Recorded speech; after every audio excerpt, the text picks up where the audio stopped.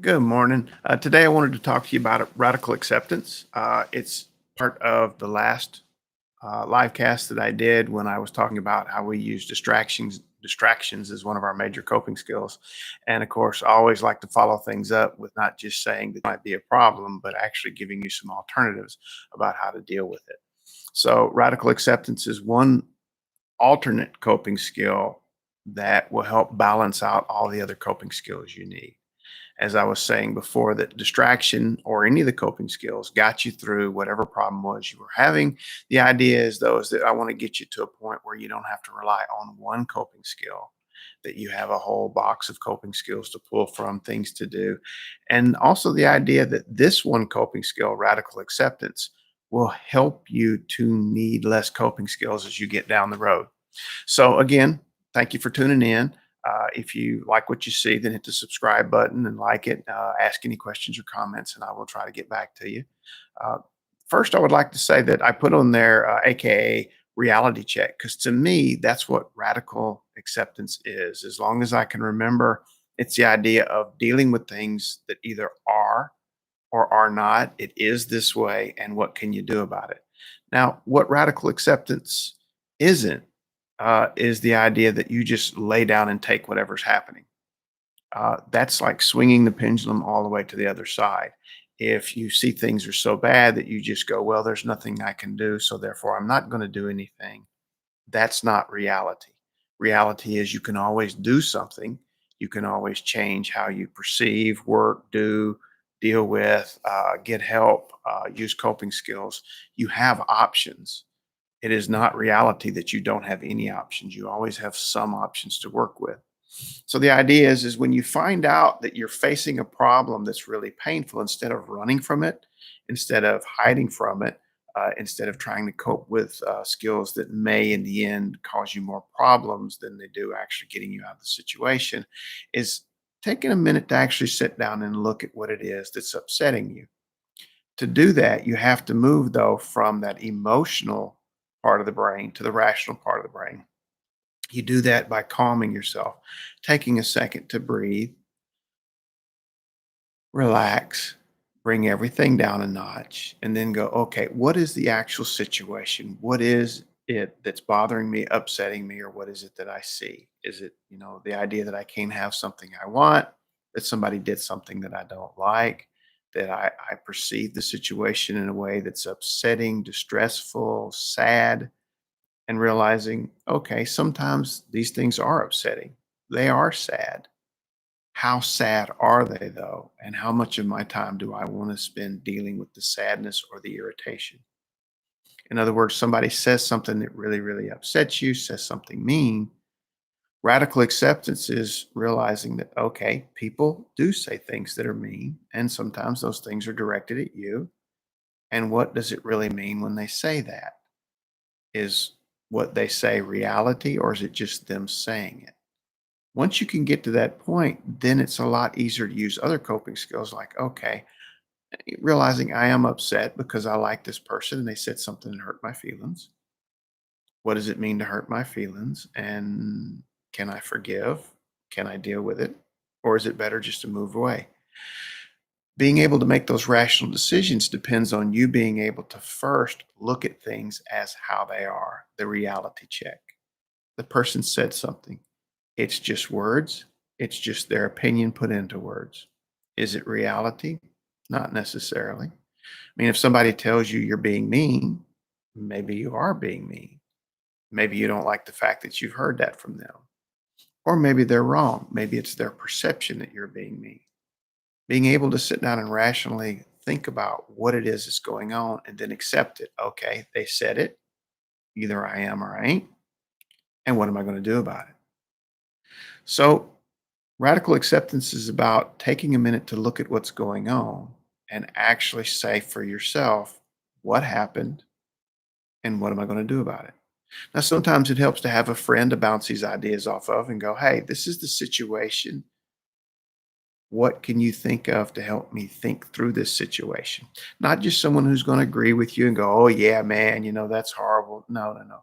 You want someone who can actually honestly sit with you and bounce ideas off of you and ask you tough questions like, you know, Okay, you were arguing. What did you say? What did you do? How did you present yourself? Giving you the possibilities of what the other person might have perceived so that you can think through the situation and decide what actions you want to do about it.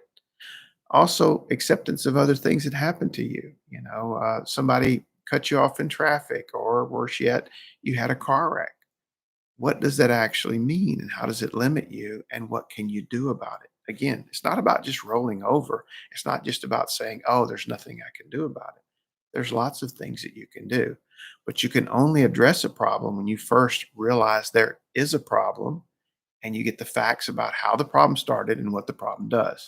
So, one of the things that you want to be able to do is maybe put that in writing. Sit down with a piece of paper and go through, this is what I perceived as happening, and then put it aside for a second. Take a second, because right now you're in the emotion. You wrote it down, but you're very emotional. Come back in a minute and then look at it and go, is there other possibilities? What really did happen? And then once you get through that point, going, okay, so it did happen. Bad things happen to good people. It is the truth, just like good things happen to bad people. Some people win the lottery. Who's to judge whether they deserve it or not? Some people lose everything, bad calls. Some people lose their job. It's a reality. It's tough. It's bad. How do you deal with it? In other words, now that you fell off the horse, how do you manage to get back up on the horse and start riding again?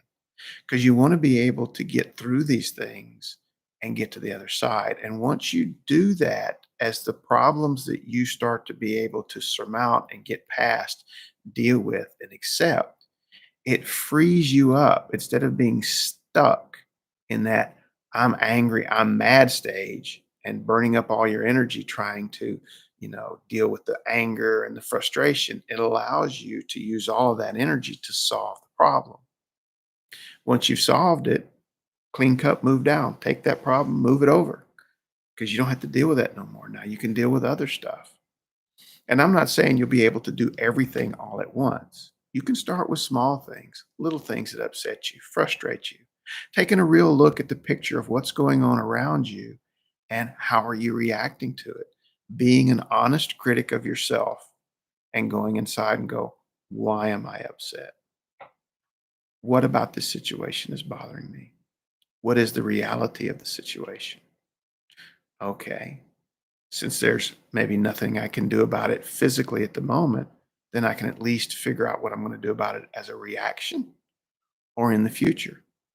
You make mistakes. Accepting that you've made the mistake and realizing this was a mistake, this is how I made my mistake. And in the future, maybe I'm not going to do this one thing, or I'm going to change how I do it, or I'm going to practice harder, I'm going to study harder, I'm going to change my habits so that this problem occurs less and less. You see how distraction becomes a problem, because if you distract yourself, when you come back, the problem's still there. It hasn't changed. If it's something that reoccurs, then you also have the issue of you haven't done anything so that it doesn't recur again. You'll say, oh, yeah, I'm not going to do that again. You never, though, address the problem, the reality of what happened and how you deal with it. Now, I admit some problems are so big that accepting the reality is so distressful that you need professional help. Hey, I have a job. And so does lots of people in your life, your friends, your family. If you have pastors or counselors or people in the church that help you, if you have organizations, groups, your work may have an EAP program. There's lots of places to go for help. Um, Google is an okay place. I give it lots of kudos for what it can do. I always just say don't use it as your only source. Question everything you read and look for outside help. That way you can get a more complete picture of what's going on. And again, a better reality check. It's very easy for you to look over or miss things that happened because you don't want to pay attention to them or you don't want to accept them, or maybe you didn't even think about it. You're used to dealing with things from this situation. So, what bringing other people into it can help you do is actually talk through it. And what is the reality of what's going on? A lot of times, then, as these little problems occur during the day, you can realize that, okay, am I running to distraction to get away from it? Am I just blowing up and getting angry?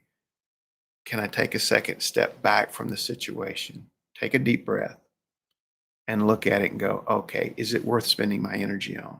Is it worth even dealing with it all? Maybe it's not a problem, even in the beginning. And let's put it aside and go do something else. It allows you to take control of your life and direct where you're going. It's no different than riding down the road and looking down and realizing that, oh, you're running out of gas. Reality is you're running out of gas. You can go off on tangents about, I should have bought gas the other day. I knew I was going to do this. Why did I wait? Now I'm running late. See how you're leaving away from the situation and going, reality is I need gas. How am I going to handle it?